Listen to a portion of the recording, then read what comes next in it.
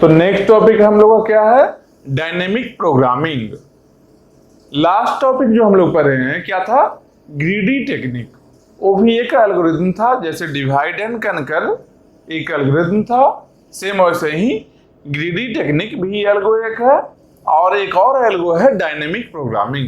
ये last algo हम लोग देख रहे हैं एल्गो सब्जेक्ट में। ठीक, तो डायनेमिक प्रोग्रामिंग का मतलब क्या है पहले ये समझते हैं।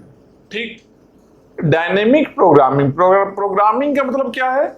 प्रोग्राम को लिख रहे हैं, जो प्रोग्राम होता है नॉर्मल लिख रहे हैं। डायनेमिक है वो, इसका मतलब क्या हुआ? डायनेमिक का सिंपल मीनिंग सोचो। अगर बोलते हैं कि कोई आदमी ज्यादा डायनेमिक है, ज्यादा फ्लेक्सिबल है, मतलब कि वो ओवरऑल ज्यादा सिचुएशंस को हैंडल कर सकता है। समझ रहे हो? अगर अलग अलग सिचुएशन में, बहुत सारे सिचुएशन में किसी आदमी को अगर रख दिया जाए और सारा सिचुएशन को, मान लो situation 1, situation 2, situation 3, situation 4, situation 5, अलग अलग सिचुएशन में अगर रख दिया जाए, वो सारे सिचुएशन को हैंडल कर सकता है। मतलब क्या हुआ? वो फ्लेक्सिबल है ज्यादा, या फिर बोल सकते हैं डायनेमिक ज्यादा है। वो अलग अलग सर्कमस्टांसेस में वो एडजस्ट कर सकता है। मतलब क्या हुआ? ओवरऑल क्या हुआ कि नंबर ऑफ जो उसके बिहेवियर चेंजेस जो हुआ है आउटर इन्वायरमेंट के अकॉर्डिंग वो जो एडेप्ट कर रहा है, अपने बिहेवियर में कुछ चेंजिंग ला रहा है, वही डायनेमिक नेचर है उसका। ठीक, सेम वही यहां पर भी है। लास्ट जो हम लोग टेक्निक पढ़े थे क्या था? Greedy technique. वहां पर क्या था? लेस पॉसिबिलिटी कम था, कम पॉसिबिलिटी था। लेस टाइम भी कम लगता था। कम पॉसिबिलिटी को कवर कर रहे हैं तो टाइम भी कम ही लगेगा। उसके बाद और क्या था? सम टाइम रॉन्ग आंसर, कहीं कहीं आंसर गलत भी आ रहा था। ग्रीडी अप्रोच अगर बनाएंगे तो कभी कभी आंसर गलत भी मिलेगा हम लोग को। ठीक है, टाइम कम लगेगा, लेस पॉसिबिलिटी को कवर करता है इसके चलते, लेकिन आंसर गलत होने का चांसेस है। जैसे क्या, एक एग्जांपल बताए थे उस दिन।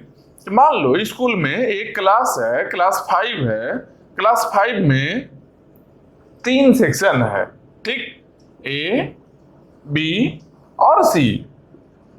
अगर हम देखते हैं कि टॉपर का बात करें अगर, तो ग्रीडी अप्रोच का मतलब क्या है कि किसी एक के टॉपर को आउटपुट दे दिया कि वही टॉपर है। तो मान लो यहां पर ए सेक्शन में अगर 92% पर टॉप किया है, बी सेक्शन में 97% लाया है अगर, और सी सेक्शन में 82% लाया है, तो ग्रीडी क्या कर सकता है? हो सकता है एक ऐसा चांस बने कि 82 वाले को ही आउटपुट दे दे, या फिर 97 वाले को कभी आउटपुट दे, या फिर 92% को आउटपुट दे। तो जब कभी 97 वाले को आउटपुट देगा तब तो ये हाईएस्ट स्कोर है सब में, ए बी सी तीनों में है, मतलब कि सही भी आंसर होगा। लेकिन जब कभी 92% को दे दिया आंसर, या 82% दे दिया, उस केस में क्या है? आंसर गलत होगा। तो ग्रीडी टेक्निक क्या कर रहा है? कम जो ओवरऑल जो पॉसिबिलिटीज है 3 पॉसिबिलिटी यहां पर था, इतना सारा पॉसिबिलिटी था, इसमें किसी एक को ही कंसीडर कर रहा है, आंसर दे रहा है। कभी सही भी हो रहा है, कभी गलत भी हो रहा है। लेकिन डायनेमिक प्रोग्रामिंग क्या करता है? एवरी पॉसिबिलिटीज को कवर करता है। जितना भी पॉसिबिलिटीज पॉसिबल है सारे पॉसिबिलिटी को कवर करेगा। उसके बाद टाइम ज्यादा लगेगा, ऑब्वियसली टाइम ज्यादा लगेगा। ज्यादा पॉसिबिलिटी को कवर कर रहा है तो टाइम ज्यादा लगना ही लगना है। यहां पर ही देखो, मान लो ए का पहले हाईएस्ट देखा, बी का हाईएस्ट देखा, सी का हाईएस्ट देखा, फिर क्या देखा? तीनों में कौन सा हाईएस्ट है।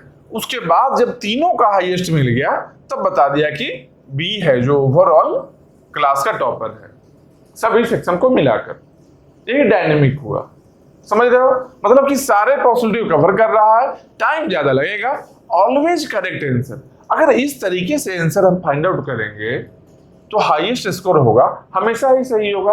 गलत होने का कोई चांस ही नहीं है, हमेशा ही सही होना है, क्योंकि पहले इंडिविजुअली हम सबके हाईएस्ट को देख रहे हैं, उसके बाद सबके हाईएस्ट को कंपेयर कर रहे हैं, उसके बाद हम लोग ओवरऑल कंक्लूजन पर पहुंच रहे हैं कि तीनों में हाईएस्ट कौन है। ठीक, मतलब सारे पॉसिबिलिटी जो कवर कर रहे हैं। इसका मतलब क्या हुआ, ऑलवेज करेक्ट आंसर, हमेशा ही ये क्या देगा, करेक्ट आंसर देगा, हमेशा ही सही आंसर देगा। ये इसको क्या बोलते हैं, ये प्रोसेस को क्या बोलते हैं, ग्लोबल ऑप्टिमाइजेशन। इसको क्या बोलेंगे हम लोग, ग्लोबल ऑप्टिमाइजेशन। ग्लोबल मतलब क्या हुआ, एक हुआ लोकल, मान लो बी को अगर देख रहे थे तो केवल लोकल देखे, केवल बी में ही देखे। सी को देख रहे हैं जब केवल सी में ही देखे। ए को देख रहे हैं जब ए में ही केवल देखे। ये क्या हुआ, ये लोकल हो गया, लोकल हो गया सब। ए लोकल ए है, लोकल बी है, लोकल सी है, तीनों को एक साथ में अगर देखना है हम लोग को, इसको क्या बोलते हैं, इसको बोलते हैं ग्लोबल। तो ग्लोबल ऑप्टिमाइजेशन इसको बोलते हैं। ठीक, तो सारे पॉसिबिलिटीज को कवर कर लिया, यही है डायनेमिक प्रोग्रामिंग। समझ रहे हो, बेसिक समझ गए किस तरीके से है ये, सारे पॉसिबिलिटी को कवर करने वाला है, हमेशा ही सही आंसर देगा। जो भी क्वेश्चन है डायनेमिक से 100% श्योर शॉट रहो कि सही आंसर आएगा ही आएगा। एक तरीके से डायनेमिक जानते हो क्या काम कर रहा है, मान लो एक गार्ड है बैठा हुआ कहीं पर भी अपार्टमेंट में, तो एक मॉर्निंग शिफ्ट का गार्ड है, ठीक, दिन में रहता है, मतलब डे ड्यूटी है, एक नाइट वाला ड्यूटी में है। तो मान लो इवनिंग में चेंज होगा दोनों का शिफ्ट। ठीक, मान लो इवनिंग के टाइम या फिर बीच में कभी ब्रेक लेकर जब खाना खाने के लिए गया है, लंच करने के लिए गया है गार्ड जब, या रात में डिनर के लिए जब गया है, उस टाइम में कोई आदमी इंटर किया है अपार्टमेंट में या फिर गया है, उसका रिकॉर्ड उसके पास नहीं है, उसका रिकॉर्ड नहीं है। जब अवेलेबल था वो, तब के लिए अगर पूछा जाए गार्ड से कि अच्छा ये पर्टिकुलर आदमी गया है क्या, पर्सन ए गया है क्या, तो क्या बोलेगा, अगर देखा है पर्सन ए को तब बोलेगा हाँ पर्सन ए गया है, अगर नहीं देखा है क्या बोलेगा, नहीं गया। हो सकता है कि जब वो लंच करने गया हो उस ड्यूरेशन में पर्सन ए वहां से पास कर गया हो, ये नहीं देखा हो। तो ग्रीडी अप्रोच वही है, जितना है जितना देख रहा है बस उसी को फॉलो कर रहा है, जो देख रहा है उसी को सही चीज माने हुए है। जैसे हाईएस्ट मार्क्स देखना है, केवल बी को देखा, बी को ही मान लिया पूरा संसार है, बी को ही पूरा दुनिया मान लिया, इसके अलावा जान गया क्या कि इसके अलावा और यूनिवर्स में और कुछ है ही नहीं, बस इसमें ही करेक्ट आंसर दे देना है। लेकिन डायनेमिक प्रोग्रामिंग क्या किया, देखा और कि अच्छा इसके आसपास में कुछ है क्या, हाँ ए भी है सी भी है। ठीक, तो ये पॉसिबिलिटीज को भी देख लिया और ग्लोबल ऑप्टिमाइजेशन किया, सब में बेस्ट कौन है। ठीक, वही काम जैसे कवर करना क्या, कैसे लंच पर गया होगा या फिर शाम को मान लो कहीं और गया होगा, चाय पीने गया होगा या किसी से गप कर रहा होगा, तब भी वहां से पास हो सकता है। समझ रहे हो, तब भी वहां से कोई आदमी पर्सन ए है जो पास हो सकता है गेट से, जब वहां पर गार्ड नहीं था तब। एक पॉसिबिलिटी है, उस पॉसिबिलिटी को भी कवर किया, इसी को बोलते हैं डायनेमिक। डायनेमिक का मतलब यही है। ठीक, अब आते हैं हम लोग क्या एप्लीकेशन पार्ट पर। क्या डायनेमिक प्रोग्रामिंग तो हम समझ गए बेसिक किस तरीके से स्ट्रक्चरल काम करेगा। अब आते हैं क्या इसका एप्लीकेशन क्या क्या है, इसका एप्लीकेशन क्या। हम लोग क्या करते हैं, किसी भी एल्गो को पहले समझते हैं, उसके बाद उस एल्गो के बेसिस पर क्या क्या प्रॉब्लम हम लोग सॉल्व करने वाले हैं, कुछ एप्लीकेशन पार्ट को देखते हैं। ठीक, तो इसके एप्लीकेशन को देखते हैं, एप्लीकेशन ऑफ डायनेमिक प्रोग्रामिंग। देखो पहला एप्लीकेशन क्या है, फिबोनाची सीरीज। फिबोनाची या फिबोनाची जो भी प्रोनाउंसिएशन है कर लो, फिबोनाची सीरीज है। इसमें क्या होता है, देखो यहां पर हम रफ करेंगे इतना में, ठीक है, इतना में मेरा रफ का जगह है भाई। फिबोनाची सीरीज है क्या, फिबोनाची सीरीज क्या है, एक सीरीज है, एक सीक्वेंस है। इंक जानते हो शायद इसमें ज्यादा है, चलो कोई नहीं, इंक ज्यादा है, ऐसे कर लेते हैं, हो गया, हो गया। चलो फिबोनाची सीरीज क्या है, एक सीरीज है। कैसा सीरीज है भाई, एक सीक्वेंस है। कैसा सीक्वेंस है, ये बीच से भी डिवाइडेड है, मान लो ऐसा डिवाइडेड है। अगर जीरो है, अगर नंबर यहां पर गिवन होगा, यहां पर क्या होगा, वैल्यू गिवन होगा। यहां पर वैल्यू गिवन होगा, ठीक है, यहां नंबर गिवन होगा, यहां पर वैल्यू गिवन होगा, ठीक। फिबोनाची सीरीज का क्या है, नंबर जब 0 होगा तो वैल्यू कितना होगा, 0 होगा, 1 होगा तो वैल्यू कितना होगा, 1 होगा, 2 होगा तो वैल्यू कितना होगा, प्रीवियस दो को जोड़ लेना है, 0 + 1 यहां 1 हो गया। जब 3 होगा तो वैल्यू कितना होगा, प्रीवियस दो को जोड़ना है, इसको और इसको, कितना हो गया 2। 4 होगा तो कितना होगा, प्रीवियस दो को जोड़ो, 1 + 2 3। 5 होगा तो कितना होगा, 3 + 2 5। 6 होने पर 5 + 3 8। ऐसे ही आगे चलते जाएगा। यही सीरीज है फिबोनाची सीरीज। ये हम लोग देखे भी हैं पहले, ये पहले हम लोग देखे भी हैं जब डिवाइड एंड कनकर की बात कर रहे थे। डिवाइड एंड कनकर एल्गोरिथम में हम लोग ये देखे भी थे। कैसे था भाई, ये कुछ ऐसा था, fib n equal to fib n - 1 plus fib n - 2। यही कर रहे हैं ना। 5 के लिए अगर देखना है हम लोग को, 5 - 1 इसका वैल्यू देख लिए, 5 - 2 इसका वैल्यू देख लिए, दोनों को ऐड कर लिए। देखो n - 1 यहां आ गया, n - 2 यहां आ गया, दोनों को ऐड कर लिए, फिर n का वैल्यू हम लोग को फाइंड आउट हो गया, ठीक। आप सिंपल देखो कि डायनेमिक प्रोग्रामिंग का यूज कहां पर कैसे आने वाला है। एक बेसिक हम लोग देख लेते हैं एप्लीकेशन कैसा कैसा है, फिर डिटेल में हम सबको देखने वाले हैं, ठीक है। अभी एक बेसिक ओवरव्यू दे रहे हैं, डिटेल में हम लोग देखने वाले हैं फिर, इसलिए अभी एक बेसिक रफ आइडिया ही बताने वाले हैं, डिटेल में सबको देखेंगे, अच्छा से समझ में आएगा। ये लगभग कैसा स्ट्रक्चर होगा, अगर ट्री बनाते हैं इसका तो कैसा होगा, फिर n है ना, तो n के लिए एक साइड में क्या होगा, एक साइड में n - 1 होगा, दूसरे साइड में n - 2 होगा, फिर यहाँ पर क्या होगा n - 1। ये n यहाँ पर क्या हो गया, यहाँ के लिए n - 1 ही n का काम कर रहा है, मतलब कि यहाँ क्या हो गया n - 2, इसका क्या हो गया n - 3, ठीक है। यहाँ पर क्या हो गया n - 1 करना है, मतलब कि n - 3, यहाँ पर क्या हो गया n - 4। फिर इसको भी एक्सपेंड करेंगे, क्या है n - 3 n - 4, ऐसा ही कुछ करने वाले हैं, ठीक है। ये क्या दिख रहा है, ये बाइनरी ट्री दिख रहा है, ये बाइनरी ट्री दिख रहा है। तो इस बाइनरी ट्री में लेवल कितना होने वाला है, देखो n - 1 n - 2 एक एक कमते जा रहा है, मतलब लगभग n लेवल होगा, n लेवल का ऐसा कुछ होने वाला है, ठीक। n लेवल अगर होगा, अगर k लेवल का बाइनरी ट्री होता है तो नंबर ऑफ नोड्स कितना होता है उसमें, टोटल नोड्स कितना होता है k लेवल में, k लेवल अगर होता है कितना होता है नोड्स, 2k - 1 इतना नोड्स होता है ना। तो n लेवल अगर है तो कितना नोड्स हो गया, 2n - 1 इतना नोड्स हो गया। सब के सब नोड्स क्या है, यहां पर लिख सकते हैं f of n, यहां पर f of n - 1 f of n - 2 सारा फंक्शन कॉल है। देखो ये भी फंक्शन कॉल है, ये भी फंक्शन कॉल, ये भी फंक्शन कॉल, जितना भी दिख रहा है सबके सब फंक्शन कॉल है, सबके सब फंक्शन कॉल है, ठीक है।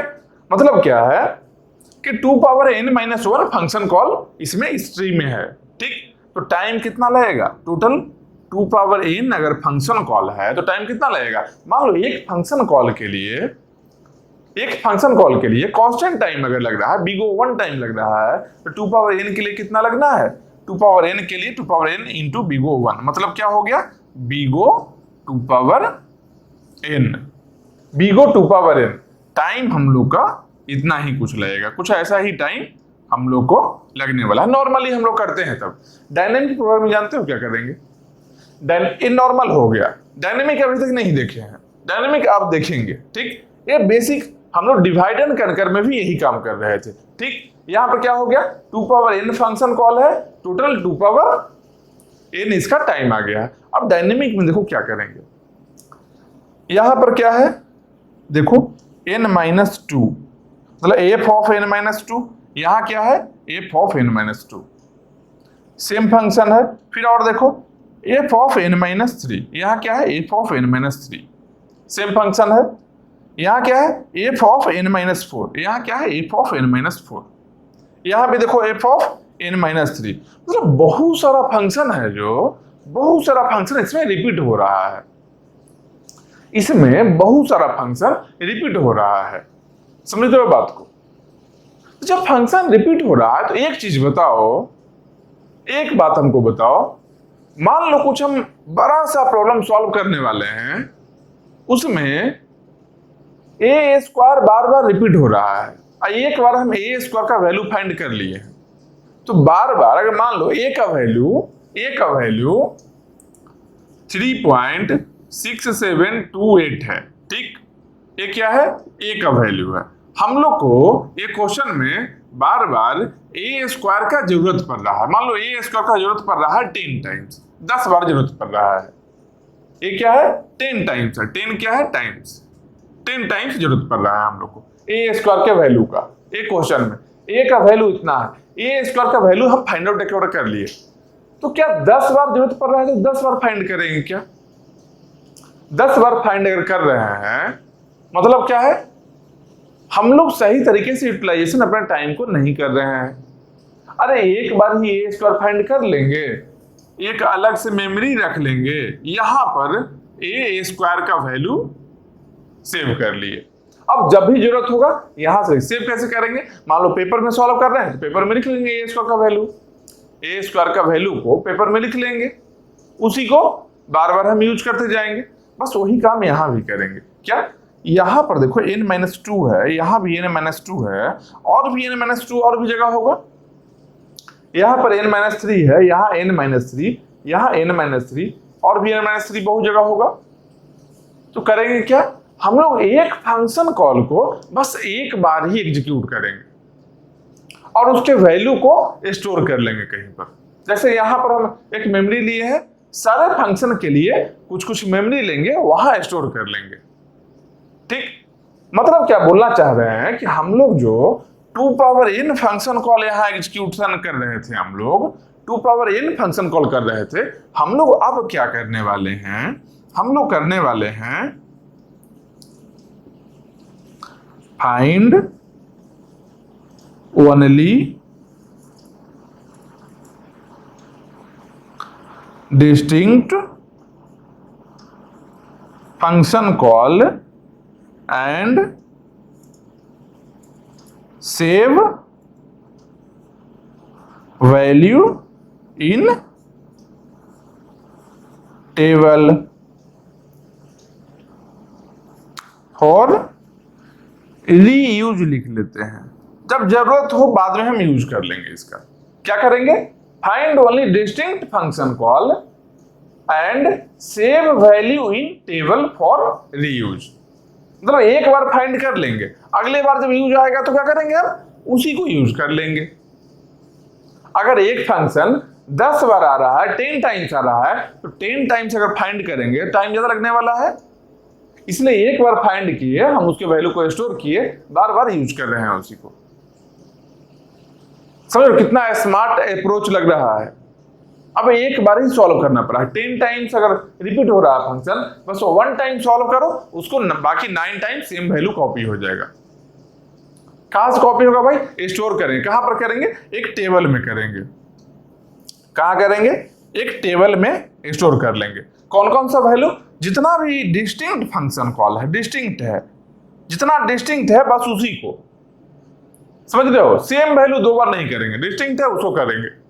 अब डिस्टिंक्ट कितना होगा, तो देखो यहां पर n है, f of n, f of n minus 1, f of n minus 2, f of n minus 3, ऐसे ही जाएगा ना, ऐसे ही जाएगा ना। लास्ट में क्या होगा, देखो f ऑफ 6 के लिए क्या चाहिए, f ऑफ 5, f ऑफ 4, ठीक। उसके बाद में 4 के लिए 3, 2 चाहिए, 2 के लिए 0, 1 चाहिए, 0 के लिए क्या चाहिए, 0 के लिए 0 आंसर डायरेक्ट ही है, 1 के लिए 1 डायरेक्ट आंसर है, ठीक। मतलब क्या, अगर यहां अप टू n तक जा रहे हैं तो टोटल डिस्टिंक्ट कितना हो गया, 0 से लेकर 1 2 f of 0, f of 1, f of 2, f of 3 up to कहां, f of n। Total function call कितना हो गया, 1 से n तक n हो गया, एक और 0 का, मतलब कि n+1 ही हम लोग का डिस्टिंक्ट फंक्शन कॉल आया है। ठीक, n+1 ही आया है। यहां पर 2 पावर n जो फाइंड कर रहे थे हम लोग, 2 पावर n नहीं फाइंड करके n+1 ही करेंगे अब, क्योंकि वेरिएशन उतना ही है। कहीं भी देखो n-4 है तो n-4 यहां भी तो आएगा, देखो -3 -4 आने वाला है। यही n लेवल इस साइड में जो भी रहेगा यही है जो डिस्टिंक्ट फंक्शन कॉल होगा। ठीक, तो करेंगे क्या यहां पर क्या करने वाले हैं, यहां पर हम लोग करने वाले हैं क्या कि n+1 डिस्टिंक्ट फंक्शन कॉल है ना, सबको एक एक बार एग्जीक्यूट किए। टोटल कितना फंक्शन कॉल कर रहे हैं, कॉस्ट कितना लगा, n+1 बिगो ऑफ n+1 को क्या लिख सकते हैं, n मतलब कि टाइम n लगा। पहले टाइम 2 पावर n लग रहा था, 2 पावर n कितना बड़ा नंबर है सोचो, अगर 2 पावर 10 होता है तो 2 पावर 10 का वैल्यू होता है कितना, 1024, जबकि यहां पर केवल 10 वैल्यू हो गया। दोनों में कितना अंतर है, एक है 10, एक है 10, एक है 1024, कितना बड़ा डिफरेंस है।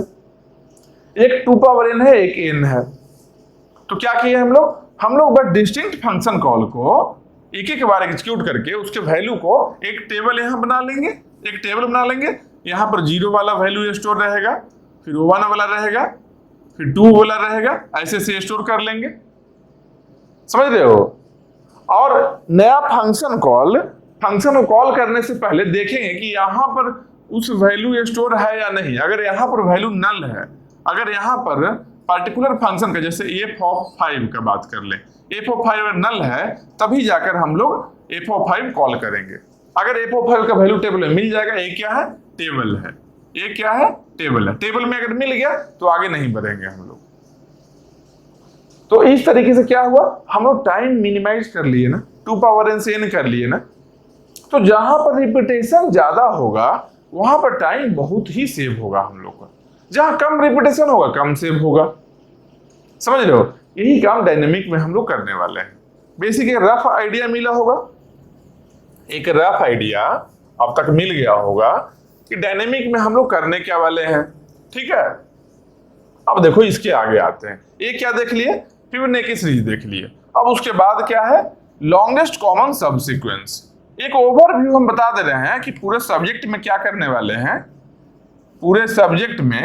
वाले हैं, एक ओवरव्यू हम बता रहे हैं अभी। ठीक, इसके बाद हम लोग डिटेल में देखेंगे अच्छे से। उसके बाद क्या है, longest common subsequence. Longest common subsequence में क्या है भाई, सेकंड में है जो लॉन्गेस्ट कॉमन सबसीक्वेंस, इसमें क्या है, तो इसमें क्या है, लॉन्गेस्ट कॉमन मतलब सबसे लंबा होना चाहिए और कॉमन होना चाहिए। क्या, सब सीक्वेंस मतलब सीक्वेंस का पार्ट होना चाहिए। मतलब क्या, 2 सीक्वेंस दिया रहेगा, एक S1 है एक S2 है। यहां पर मान लो A B B A B A A, ये क्या है, एक सीक्वेंस है। क्या है, A B B A B A, एक सीक्वेंस है। वैसे ही S2 भी एक सीक्वेंस है, मान लो B A A B A B A, ये भी एक सीक्वेंस है। क्या है, B A B A B A, ये भी एक सीक्वेंस है। ये दोनों में कॉमन सबसे लंबा सीक्वेंस क्या पॉसिबल है, ये दोनों में S1 और S2 में 2 सीक्वेंस है। सब सीक्वेंस पहले होता क्या है, तो सब सीक्वेंस का मतलब क्या है, सब सीक्वेंस का मीनिंग क्या है कि इस सीक्वेंस ही है, सीक्वेंस का पार्ट है जिसमें कि एक या एक से ज्यादा सिंबल को डिलीट कर दिया गया है। जैसे क्या, मान लो हम S2 का बात करते हैं, B A B A है ना, तो मान लो B A A B A B A, same इसको कॉपी कर दिए। और इसके बाद मान लो बीच से हम A को हटा देते हैं, एक एलिमेंट हटा दिए, ये क्या बन गया, मेरा सब सीक्वेंस बन गया। मेरा सब सीक्वेंस यही है। अगर नहीं भी हटाए थे, सब के सब था, तभी ये भी मेरा एक सब सीक्वेंस है। एक यहां से हटा लेते हैं तभी सब सीक्वेंस है। एक और कहीं से हटा लेंगे, ये भी मेरा सब सीक्वेंस है। एक और कहीं से हटा लेंगे, ये भी सब सीक्वेंस है। एक और हटा लिए, ये भी सब सीक्वेंस है। मतलब क्या बोल सकते हैं, सीक्वेंस का ही पार्ट है, लेकिन वो बना कैसे है, आफ्टर डिलीशन ऑफ जीरो और मोर सिंबल। सीक्वेंस में जब जीरो या जीरो से ज्यादा सिंबल को हम डिलीट कर लेते हैं, उसके बाद जो सीक्वेंस बच जाता है उसको बोलते हैं सब सीक्वेंस। सेम S1 का भी होगा, S2 का भी होगा। दोनों में सबसे लंबा सीक्वेंस कौन सा कॉमन होगा, सबसे लंबा सीक्वेंस कॉमन कौन सा होगा? तो देखो यहां A B B, फिर A B A A है। तो अगर ऐसे करते हैं A A B A A, देखो यहां से मिल गया ना, A B A, यहां से A B A A। अब इसके पहले वाले में क्या है, B A है। B A तो नहीं मिल रहा है, लेकिन A मिल रहा है, या फिर B लेते हैं, B मिल जाएगा हम लोग को, B मिल जाएगा। तो क्या बन जाएगा, अगर यहां पर लिखते हैं B A B A A, मान लो ये सीक्वेंस लिखते हैं, इसका सीक्वेंस है या नहीं है, इसका सब सीक्वेंस है कि नहीं है? देखो B A B A A B A B A A, मतलब क्या हुआ, पहले वाले दो सिंबल को हटा दिए, तब ये सब सीक्वेंस मिल गया है हम लोग को। ठीक है, अब सेकंड वाले में देखते हैं A है कि नहीं है। देखो पहला B हो गया, B हो गया, उसके बाद A, उसके बाद A, उसके बाद यहाँ B, फिर यहाँ B, फिर यहाँ पर A, यहाँ पर A, फिर यहाँ पर A, यहाँ पर A। मतलब कि ये एक ऐसा सीक्वेंस है जो दोनों में ही कॉमन है। अब लॉन्गेस्ट है या नहीं है अभी नहीं पता हमको, लेकिन कॉमन है। मान लो एक और सीक्वेंस लिखते हैं, A B लिख लेते हैं, A B। तो यहाँ क्या है, A और B, बाकी सबको हटा लेंगे तो A B बच जाएगा। मतलब S1 का सब सीक्वेंस है ये। S2 में क्या है, A B, A और B। कहीं से भी देखो, हटाने के जब मिटाना है हम लोग, सब सीक्वेंस बनाना है, तो हम कहीं से भी सिंबल को डिलीट कर सकते हैं। स्टार्टिंग से, एंडिंग से, बीच में कहीं भी हम डिलीट कर सकते हैं सिंबल को। ठीक, बस वही चीज है सब सीक्वेंस में बात कर रहे हैं क्या, कि सबसे लंबा सब सीक्वेंस कौन सा होगा। जैसे A B भी एक सीक्वेंस है, मान लो केवल A लेते हैं, केवल A, देखो यहाँ पर A है, यहाँ भी A है, केवल A भी है। मान लो ऐसा लेते हैं A B A, A B A, A B A अगर है, A B A, यहाँ पर भी है, फिर यहाँ पर A B A। तो इसका साइज कितना है, 1 2 3 4 5, इसका साइज कितना है, 5 है। इसका साइज कितना है, 2 है। इसका साइज 1 है। इसका साइज 3 है। और भी मान लो पॉसिबल होगा। तो ये सब में सबसे लार्जेस्ट साइज क्या है, अभी तक लार्जेस्ट 5 है। हो सकता है 5 से ज्यादा एग्जिस्ट कर, तो 5 से ज्यादा होगा। ये लार्जेस्ट वाला ही हम लोग को फाइंड आउट करना है कि लार्जेस्ट कॉमन सब सीक्वेंस है क्या, और साइज कितना है, इसका साइज कितना है actually largest common sub sequence का। बस यही फाइंड करना है हम लोग को। लॉन्गेस्ट कॉमन सब सीक्वेंस में यही काम करना है कि कितना साइज है, कितना साइज का सबसे लार्जेस्ट पॉसिबल है। समझ रहे हो बात को? तो सेकेंड हम लोग देख लिया। उसके बाद क्या है, थर्ड में क्या, अभी बेसिक ओवरव्यू बता रहे हैं किस टाइप से इसके अंदर में एप्लीकेशन है। यहां पर क्या होगा, अब कैसे हम लोग लार्जेस्ट फाइंड कर रहे हैं, यहां पर तो मैन्युअली कर रहे हैं, लेकिन प्रोग्राम ऐसा किस तरीके से डिजाइन होगा वो देखेंगे जब इसको अच्छे से पढ़ेंगे डिटेल में। ये ओवरव्यू बताने के बाद में एक एक करके सबका डिटेल में हम बताएंगे, वहां पर पढ़ेंगे अच्छे से कैसे प्रोग्राम इसे काम कर रहा होगा। ठीक है, इसके नेक्स्ट क्या है, मैट्रिक्स चेन मल्टीप्लीकेशन। थर्ड में है क्या, ये नंबरिंग ऐसा नहीं है कि सेकंड के बाद थर्ड ही आना है, कोई और भी आ सकता है। ठीक, एक रफली एक सीक्वेंस ऐसा बनाकर 1 2 3 4 नंबरिंग कर दिए हैं केवल। ऐसा नहीं है कि 1 के बाद 2 है, 2 के बाद 3 है, स्टेप बाय स्टेप ऐसा नहीं है। 1 और 2 में कोई रिलेशन नहीं है, 1 अलग है 2 अलग है। 1 यहाँ लिखे हैं, 1 को हम लास्ट में भी लिख सकते हैं, मेरा मन। ठीक है, एप्लीकेशन है, एप्लीकेशन में क्या ही सीक्वेंस होना है। ठीक, तो थर्ड में क्या है हम लोग का, matrix chain multiplication.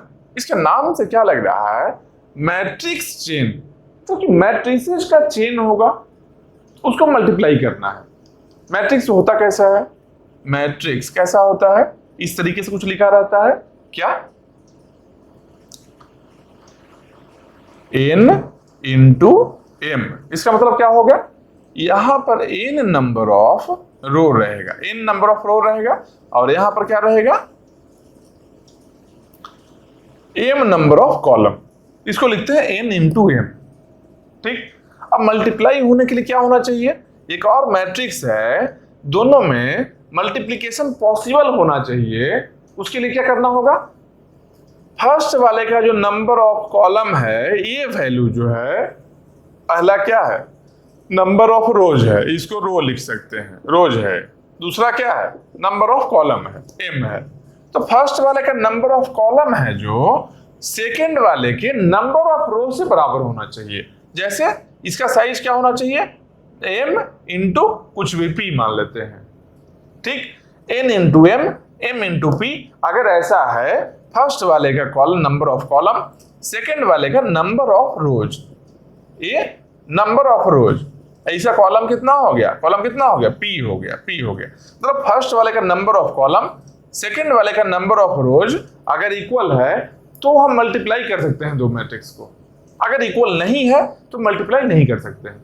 Multiplication possible तभी है जब number of columns of first matrix is exactly equal to the number of rows of second matrix, तभी मल्टीप्लिकेशन पॉसिबल है, अदरवाइज नहीं है। ठीक, मान लो ऐसा है। अब देखो, इसको अगर डायरेक्टली लिखना चाहें तो कैसे लिखेंगे मैट्रिक्स को, ये सब इतना फोटो नहीं बनाएंगे तो क्या लिखेंगे, n into n cross m, यहां पर क्या लिखेंगे, m क्रॉस p। डायरेक्टली ऐसे लिखेंगे इसको, ये सब कुछ भी नहीं बनाएंगे, ये सब हटा देंगे, तब डायरेक्टली ऐसे लिखते हैं n क्रॉस m। ये क्या है, मैट्रिक्स का साइज है, n क्या है, नंबर ऑफ रोज होगा, n नंबर ऑफ कॉलम हो गया, n number of rose, n number of column दूसरे मैट्रिक्स का। ठीक, यहां पर देखेंगे m और m, इसका m है जो कॉलम है, इसके रोज के बराबर है कि नहीं। तो ये दो मैट्रिक्स लिखे हैं, इससे ज्यादा मैट्रिक्स हो सकता है, पॉसिबल है ना। जैसे देखो क्या है, a cross b comma b cross c comma c cross d comma d cross e comma e cross f।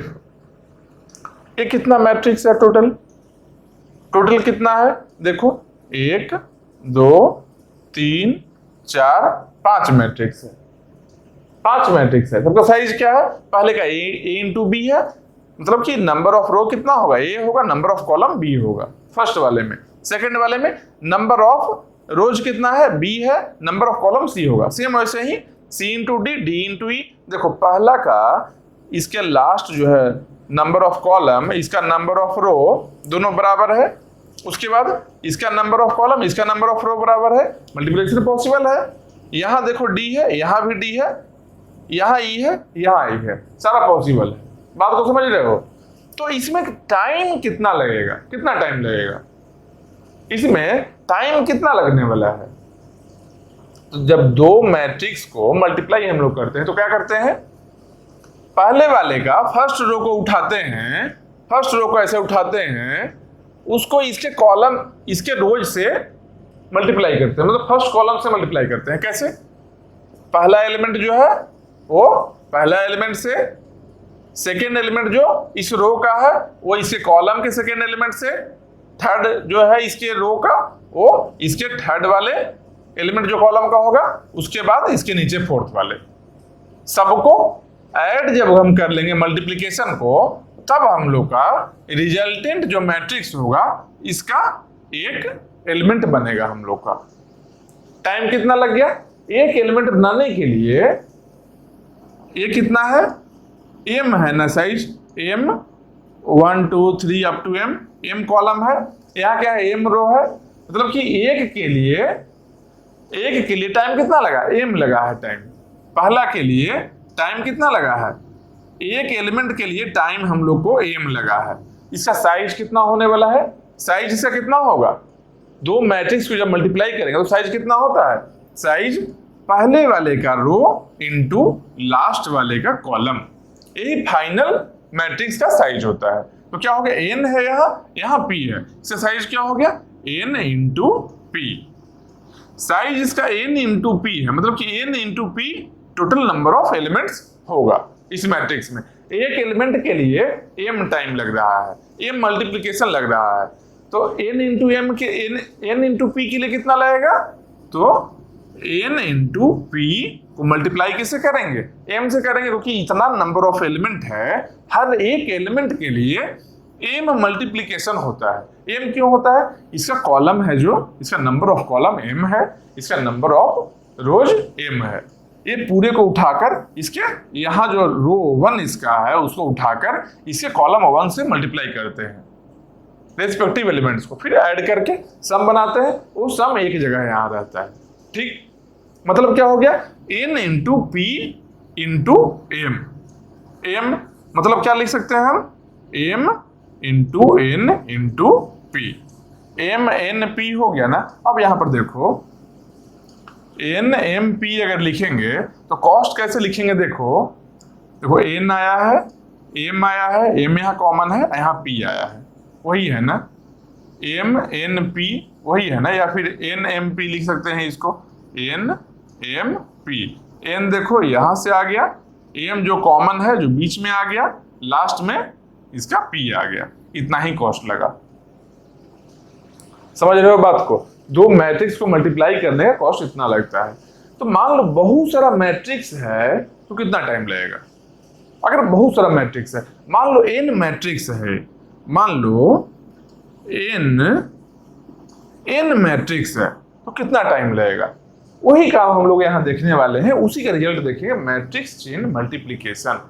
दो मैट्रिक्स का टाइम हमको पता है, लेकिन अगर मैट्रिक्स का चेन गिवन हो, बहुत सारा मैट्रिक्स हो, तो टाइम कितना लगेगा, पहला बात तो ये हो गया। और दूसरा बात, इसको मल्टीप्लाई करने का अलग अलग तरीका है, जैसे पहले इस दोनों को कर लिए तो बन गया साइज क्या, पहले का a इंटू सी, अब a इंटू सी बन गया, अब a दोनों को मिलाकर एक बना लिए हैं, बाकी 1 2 3 4 और बचा है।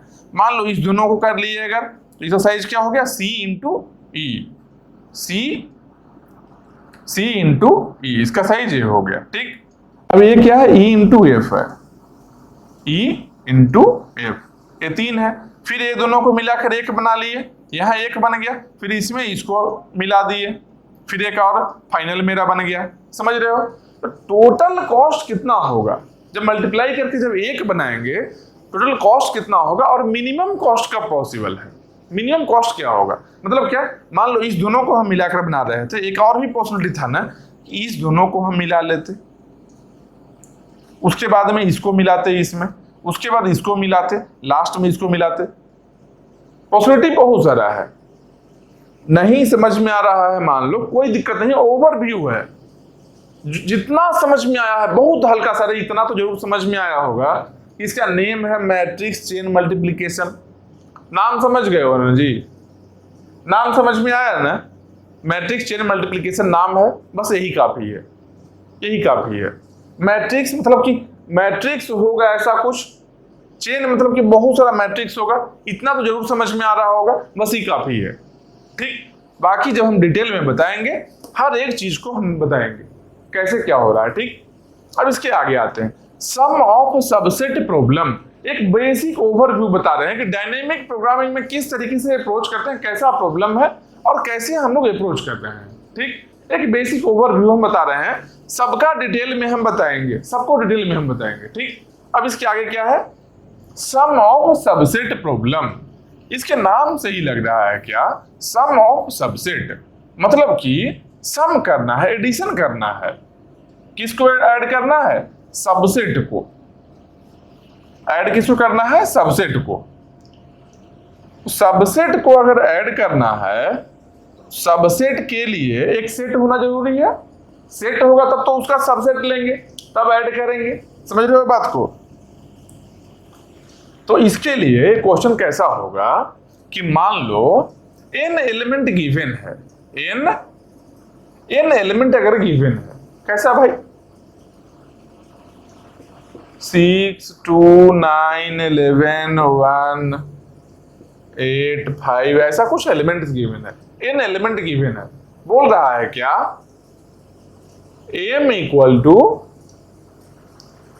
32 है या नहीं है। m इक्वल टू 32, मतलब कि ऐसा कोई सबसेट पॉसिबल है क्या इसमें, ऐसा कोई सबसेट पॉसिबल है क्या इन एलिमेंट में जिसका सम 32 रहे।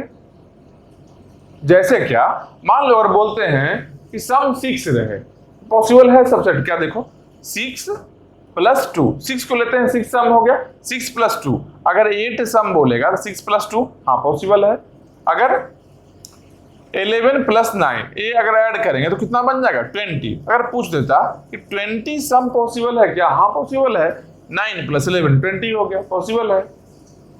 और ज्यादा भी ले सकते, केवल 2 ही नहीं ले सकते और ज्यादा ले सकते हैं। जैसे क्या 1 + 8 + 5 कितना हो गया 8 × 5 = 13 1 = 14, ये तीनों को मिलाकर 14 हुआ। 14 हुआ तो बोल दे अगर कि 14 पॉसिबल है क्या, m equal to 14, m equal to 14 possible है क्या, सम पॉसिबल है क्या। अगर पॉसिबल है तो किसका किसके लिए पॉसिबल है, देखो 185 के लिए पॉसिबल है।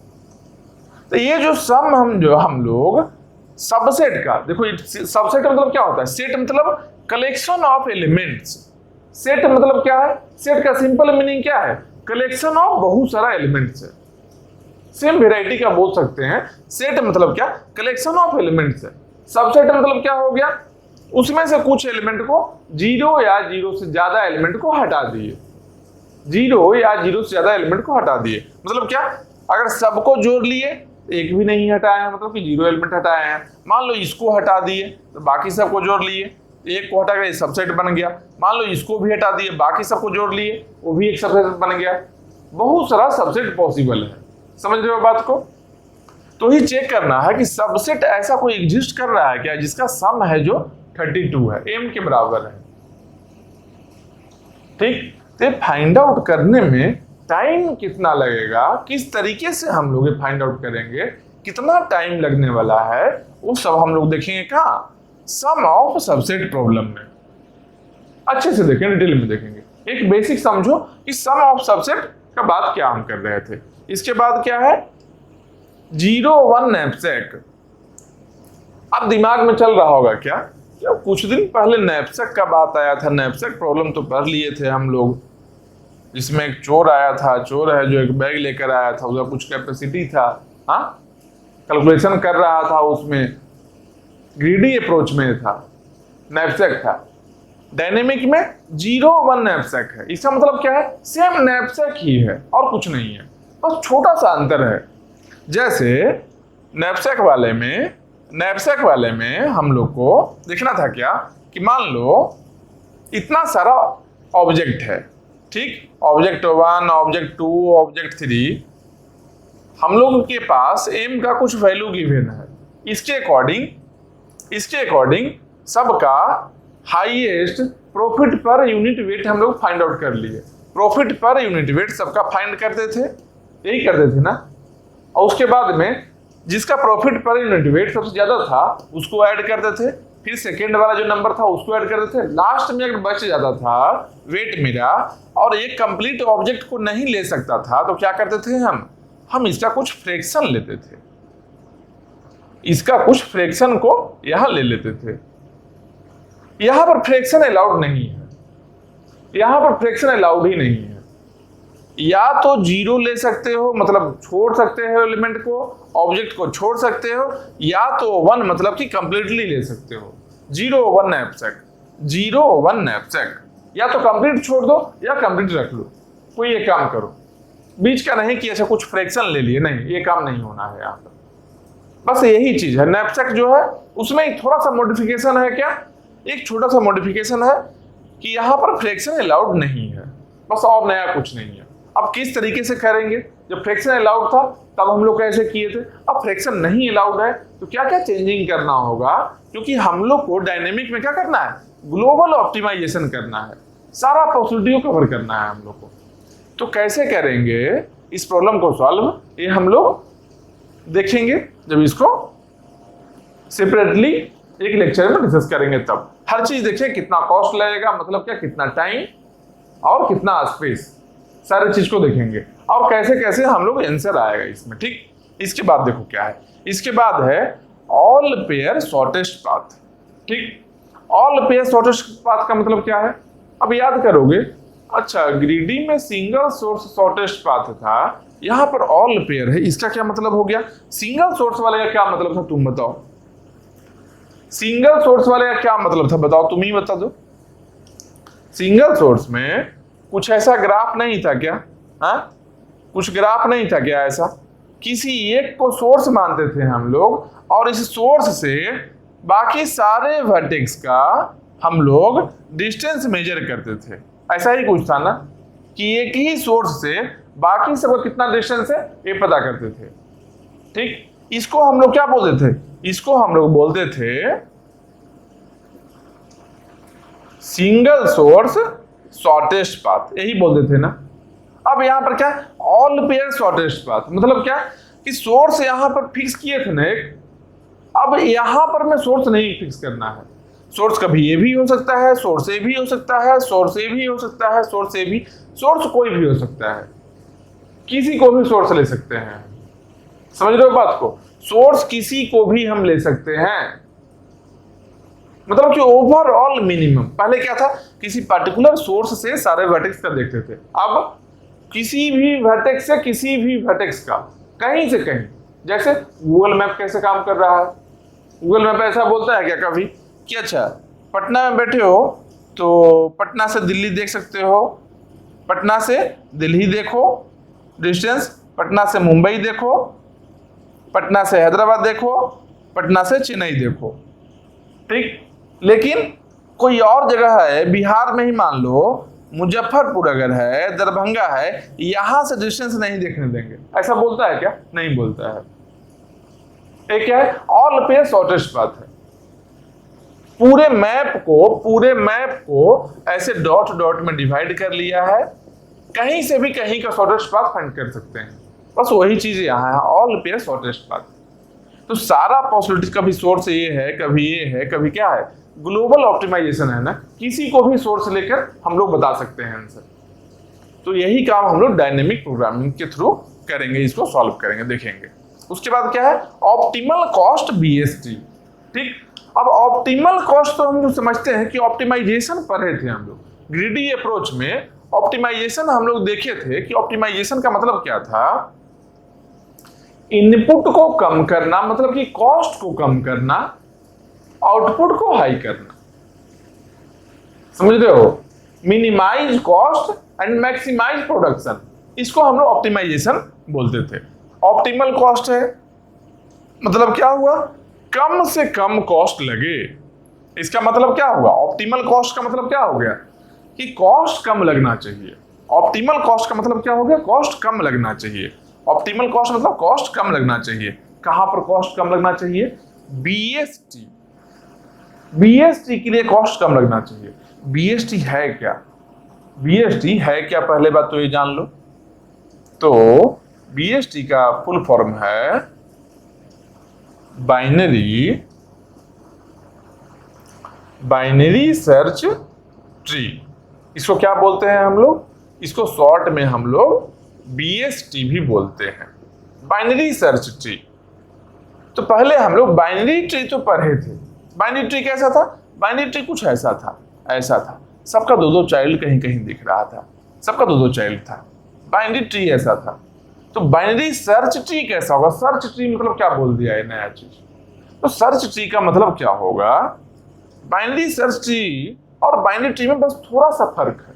देखो क्या है, मान लो यहां पर एलिमेंट हम 10 लेते हैं, तो इसके लेफ्ट में और राइट में दो चाइल्ड होगा, दो ही चाइल्ड होगा। तो लेफ्ट में जो चाइल्ड होगा 10 से छोटा होगा, ये पक्का बात है।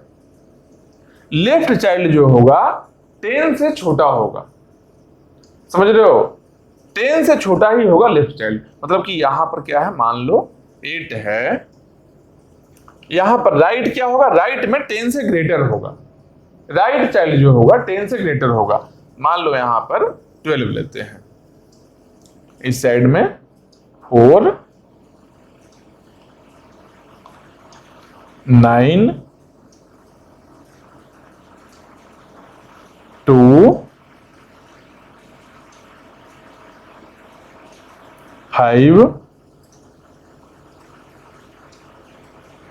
यहाँ पे कुछ बना नहीं सकते और स्पेस नहीं रहा। यहाँ देखो 11, 16, 14, 18। अब इसको सर्च ट्री बोलते हैं। इसको क्या बोलते हैं? सर्च ट्री बोलते हैं। कैसे भाई? किसी को भी फाइंड करना है, मान लो 9 को फाइंड करना है तो क्या करेंगे, या 5 को फाइंड करना है।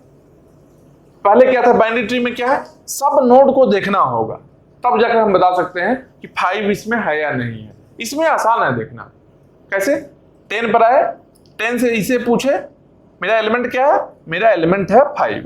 5 को देखना है, देखिए 5 छोटा है या बड़ा है 10 से? छोटा है ना, इसके लेफ्ट में जाएंगे, क्योंकि हमको पहले से पता है कि लेफ्ट में इससे छोटा है। अगर इससे बड़ा होता है मेरा, ये राइट में जाते हैं। ठीक, लेफ्ट में गए। 8 आया, 8 में देखिए 5 छोटा है क्या? हाँ छोटा है, फिर से लेफ्ट में जाएंगे। फिर 4 आया, यहाँ पर क्या देखिए 4 से छोटा है क्या? नहीं, 4 से छोटा नहीं, 4 से बड़ा है। क्या करेंगे, यहाँ से राइट में जाएंगे। देखो 5 यहाँ मिल गया, 5 यहाँ मिल गया। यही है बाइनरी सर्च ट्री। इसका मतलब क्या है? लेफ्ट चाइल्ड जो होगा, इसका मतलब क्या होगा, लेफ्ट चाइल्ड क्या होगा, स्मॉल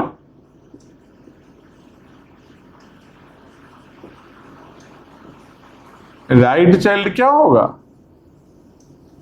लार्ज। और स्मॉल और लार्ज किसके कंपैरिजन में होगा? स्मॉल और लार्ज का मतलब क्या है, किसके कंपैरिजन में होगा? ए होगा पेरेंट के कंपैरिजन में, पेरेंट के कंपैरिजन में। ये क्या है? कॉम्पैरेटिव है, ये कॉम्पैरेटिव है। मतलब क्या? पेरेंट के कंपैरिजन में लेफ्ट चाइल्ड स्मॉल होगा और राइट चाइल्ड लार्ज होगा। पेरेंट से स्मॉल होगा लेफ्ट वाला, पेरेंट से देखो पेरेंट है, पेरेंट से स्मॉल लेफ्ट वाला है, पेरेंट से लार्ज राइट वाला है। समझ रहे हो बात को? बस यही चीज है बाइनरी सर्च ट्री। तो ये बाइनरी सर्च ट्री बनाने में कैसे बनाएंगे हम लोग, ये कैसे बनाए होंगे? एक एक नोड को इंसर्ट करते हैं, एक नोड को इंसर्ट करेंगे, फिर चेक करेंगे कैसे बीएसटी है या नहीं, फिर देखेंगे, इंसर्ट करेंगे, फिर से चेक करेंगे।